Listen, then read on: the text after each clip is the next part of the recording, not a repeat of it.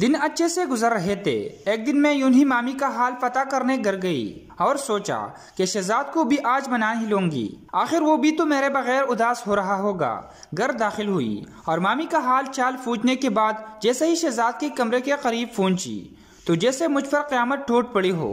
شہزاد کسی سے فون پر بات کر رہا تھا اور کہہ رہا تھا کہ یار وہ تو صرف ایک ٹائم پاس تھی، یار وہ کاشف نے مجھے چیلنج کیا تھا کہ ایک بار تو اسے اپنے جال میں پھنسا کر دکھا جو کسی کے بھی ہاتھ میں نہیں آتی، میں نے تو بس ایک بار اس کے ساتھ کھیلنا تھا جو کھیل لیا، لیکن میری جان پیار تو میں صرف تم سے کرتا ہوں اور شادی بھی تم سے ہی کروں گا۔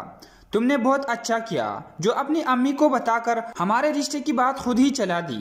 یہ سب سن کر میرے پاؤں تلے زمین نکل گئی کہ جسے بچپن سے اتنا پیار کیا، اپنا سب کچھ بنا سوچے سمجھے اس کے سپرد کر دیا، اپنی ماں کو ناراض کر دیا، اس نے مجھے ایک کھلونا سمجھ کے کھیلا اور پھینک دیا۔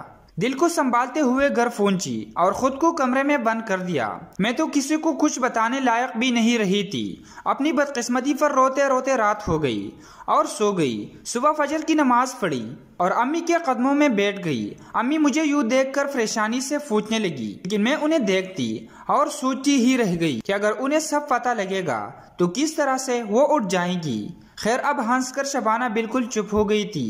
دن گزرتے گئے۔ اس دوران شہزاد نے ایک بار بھی مجھ سے رابطہ نہیں کیا۔ میں نے بھی اپنا فیصلہ اللہ کے سپرد کر دیا اور یوں ان کو بولنے لگی۔ پھر اچانک ایک دن پتہ چلا کہ شہزاد نے مہوش سے شادی کے لیے ہاں کر دی ہے۔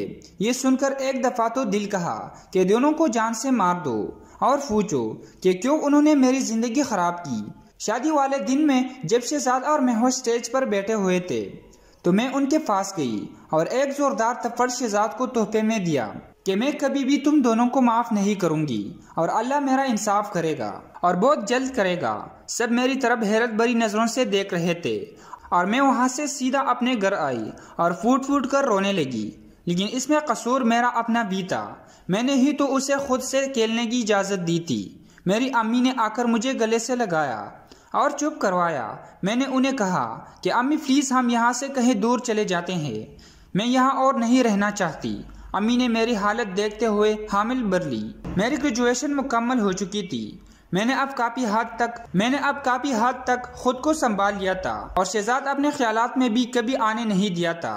پھر ایک دن مامی نے آ کر مبارکباد دی اور بتایا کہ وہ دادی بننے جا رہی ہے۔ میرا دل بچ سا گیا، لیکن مامی سے مجھے بہت پیار تھا تو ان کی خوشی میں دل کھول کر شامل ہوئی۔ سب بہت خوش تھے۔ اسی بیچ میں ہوش میرے پاس آئی اور بہت غرور سے کہنے لگی کہ دیکھو مجھے شہزاد بھی مل گیا اور اب میں ماں بننے جا رہی ہوں۔ وہ میرے اور قریب ہوئی اور ایسا سے بولی کہ لیکن تمہارے لیے مجھے بہت افسوس ہو رہا ہے کہ تمہاری عزت میرے شوہر نے ختم کر دی۔ یہ سن کر میرا دل ہی دہل گیا اور آنکھوں سے آنسو بہہ نکلے، لیکن چپ سادھ لی اور اللہ کو پکارنے لگی کہ تیرے بندے بہت ظالم ہے، مجھے انصاف دلا، بے شک تو سب سے بہتر انصاف کرنے والا ہے۔ کچھ دن یوں ہی گزرے، پھر بھائی نے آ کر خوشخبری دی کہ انہیں لاہور میں ایک بہت اچھی نوکری ملی ہے اور مالک بھی بہت اچھا ہے، ہمیں رہنے کے لیے انہوں نے گھر بھی دیا ہے، اگلے ہفتے ہی انہوں نے جوائن کرنے کا کہا ہے۔ یہ سن کر ہم سب بہت خوش ہوئے اور جانے کی تیاریاں کرنے لگے۔ ایک دن اچانک سے شہزاد اور مہوش ہمارے گھر روتے ہوئے آئے اور مجھ سے معافی مانگنے لگے۔ اس کا اس طرح اچانک سے مجھ سے معافی مانگنا بہت حیران کر گیا، لیکن مہوش نے مجھے جو بتایا اسے سن کر میری خود کی آنکھوں سے آنسو نکل آئے اور میں رب کا انصاف دیکھ کر حیران رہ گئی۔